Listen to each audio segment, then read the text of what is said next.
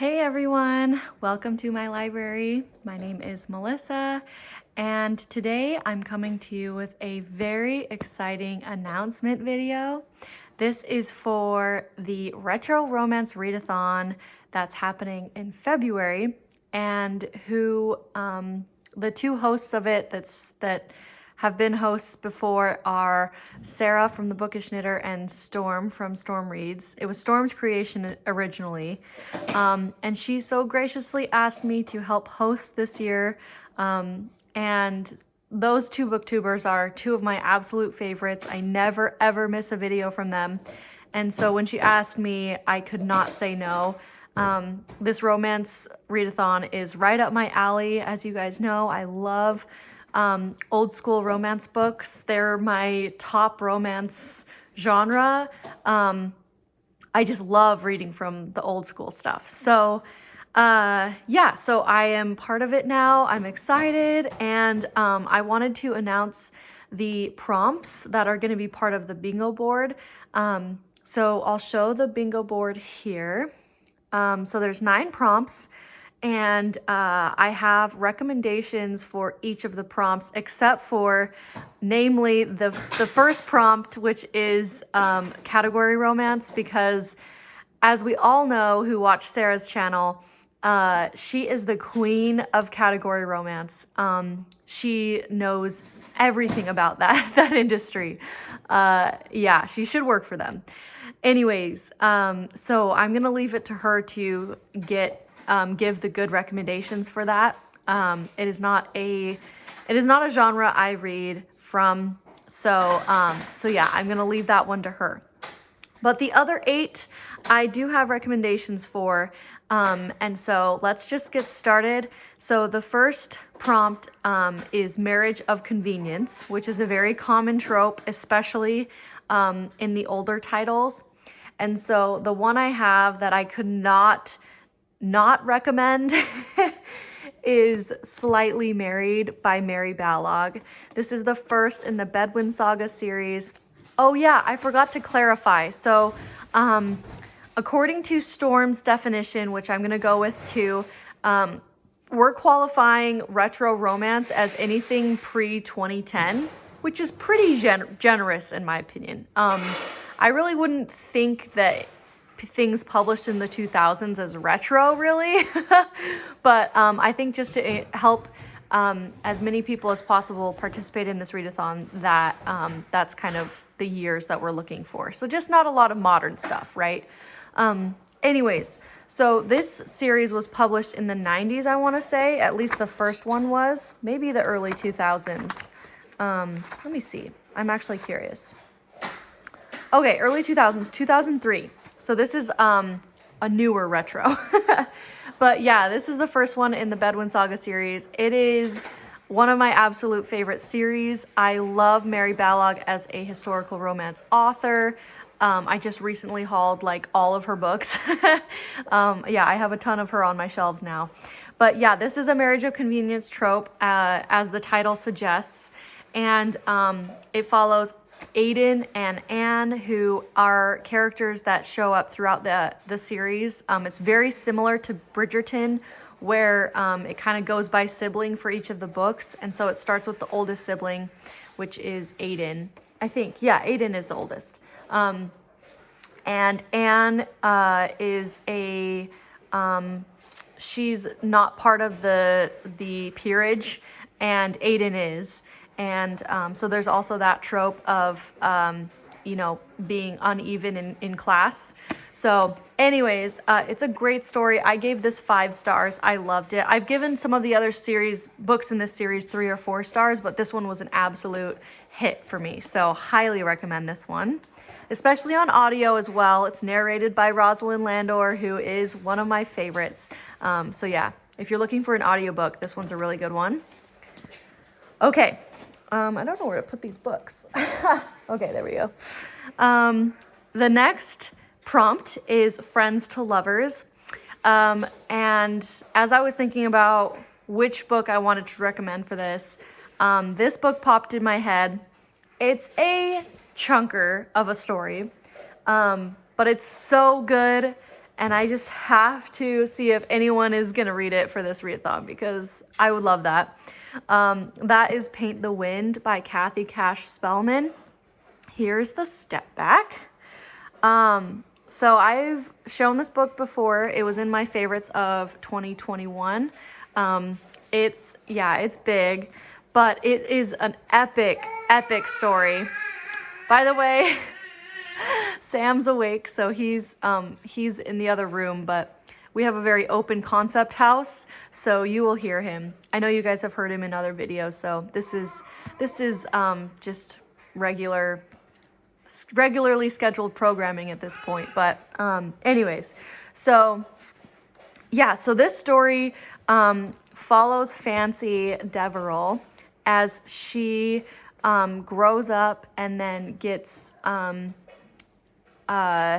through not her choice, but she kind of gets whisked away to the west and meets these two brothers. So she ends up meeting these two brothers. The first one she falls in love with, and it's more in lust with, is Chance.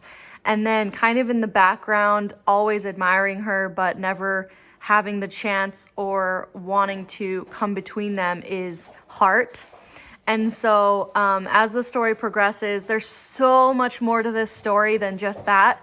But as the story progresses and Fancy starts to rely on Heart more, and they start becoming friends, and and then they start becoming lovers.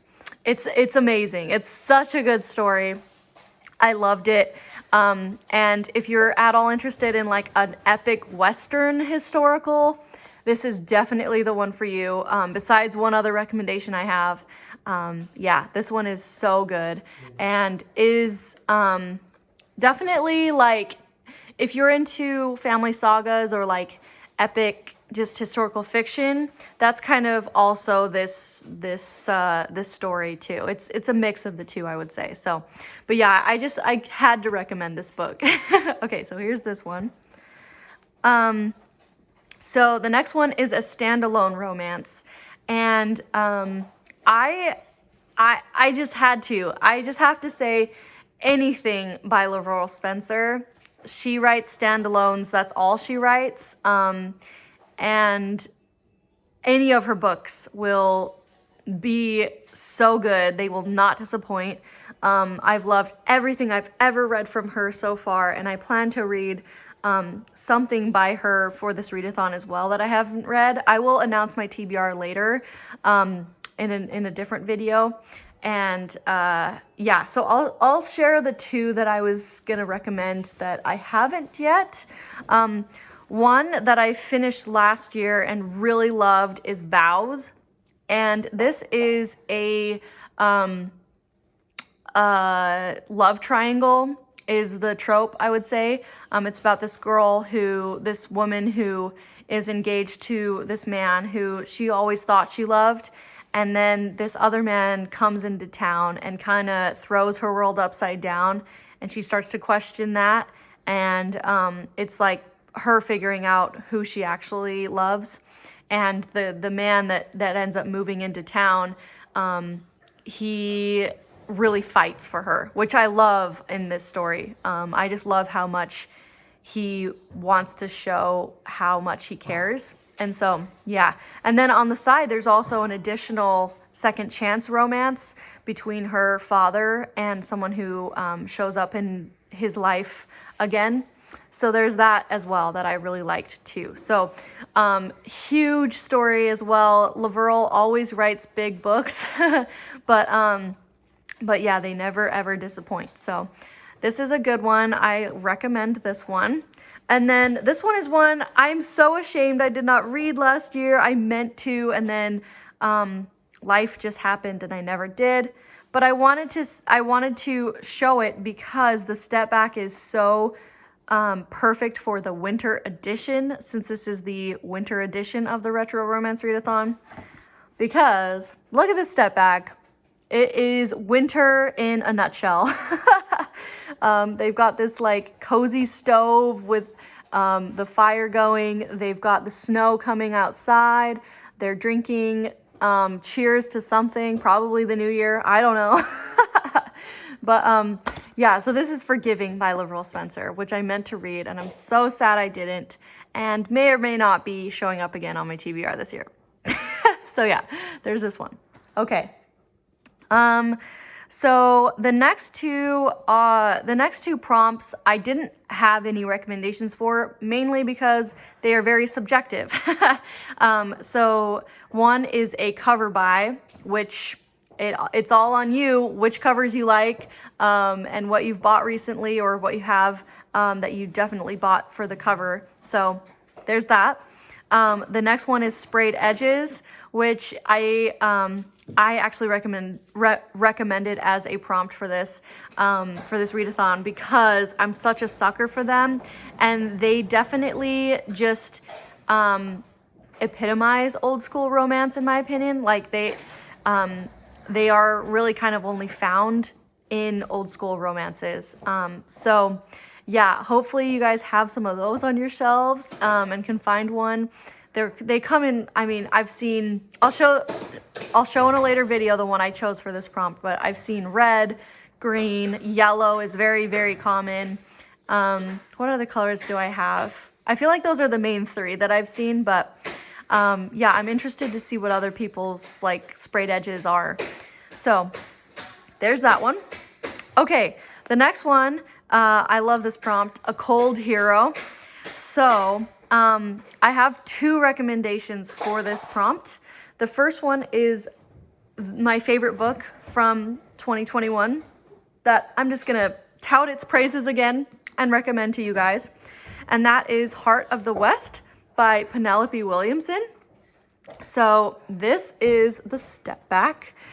It's very similar kind of in vibe to Paint the Wind, but I love this one even more. So this is following Clementine, who ends up being wooed and suddenly married basically to a man whose name is, I forgot his name, Gus, that's right.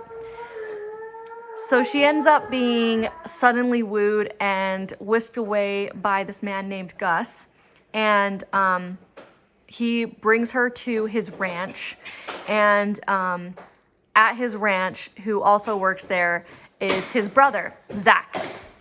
And the minute that Zach and Clementine meet eyes, it's kind of like essentially a huge spark, which is obviously a problem because they're brothers, and she's already married to his other brother. And anyways, that's like, yeah, there's a lot of angst in this story, but Zach is kind of, if you can tell from the cover, I mean, this is like, I think this is so funny, this picture, but he's kind of the bad boy. And yeah, he's definitely a cold hero, and he takes a lot of warming up to kind of get to like him, but he's epic. I love his character, and his character arc in this book is so good. So yeah, there's a lot more to this story as well that I'm not really disclosing, but yeah, if you're at all interested in just an epic historical Western again, this is highly recommended. I loved it. And yeah, it's definitely got that cold hero. So there's this one. The next one is a very retro romance. I don't know, maybe some would argue this is not a romance, but we're gonna say it is, okay guys? And I have this amazing edition of it that I just have to show off too. But that is Wuthering Heights by Emily Bronte. So yeah, I mean, Heathcliff is the most cold of cold heroes in my opinion, and like, look at him in agony on this tree. Yeah, I had to recommend this book in case you're a classics reader and want to try something retro, as in just a straight up classic romance. I think this is a great story. It is so, even just the setting itself is so cold and so bleak and so, I don't know what the word is, but just transportive, I guess. So I love that about this story as well. But yeah, I don't know if you would technically qualify this as a retro romance, but I'm going to. So there's this one. Okay, and then the last prompt is winter cover or colors. So I actually kind of had a hard time finding books that fit this prompt, mainly because I feel like a lot of romances are set in the summertime or the springtime rather than the winter. So I kind of have a play on words with this. So the one that I have is And One Wore Blue by Heather Graham. So this is because the title has the color blue in it, and blue I associate with winter. I think it's a very like winter-esque color. So yeah, so I read this book, I don't know, 2 years ago, 3 years ago, and it's the start of a series, a Civil War series, and I could not, you know, come up with a recommendations video for retro romances and not have a Civil War historical in the recommendations list. So yeah, this one I recommend. Here's the step back. Yeah, very obviously Civil War. So each of these stories in this series follows a different sibling in the Cameron family, and they actually fight on different sides of the war. And so each of the stories themselves, the love stories, are two star-crossed lovers, like they're on different sides of the war. So with this one, he is on the Union side, the northern side, and she is on the southern side, if you can't tell. But yeah, I really enjoyed this story. I was so enthralled by Heather Graham's writing. She is an amazing writer. Yeah, and just one of my absolute favorites. So here's my recommendation for a winter color. And then yeah, actually that was my recommendation for that. So yeah, that is everything for my retro romance readathon recommendations. That is a lot of R's. But I hope you guys enjoyed this video. Please let me know if you guys are going to participate. This runs through all of February, so February 1st through the 28th. It is a very busy month for me for work, so I plan to be mainly active and really like updating my stories and stuff on Instagram. So follow me on Instagram to know what I'm up to with this readathon for sure. But yeah, with all that being said, please like and comment and subscribe if you want to see more from me. And I will see you guys in another video. Bye!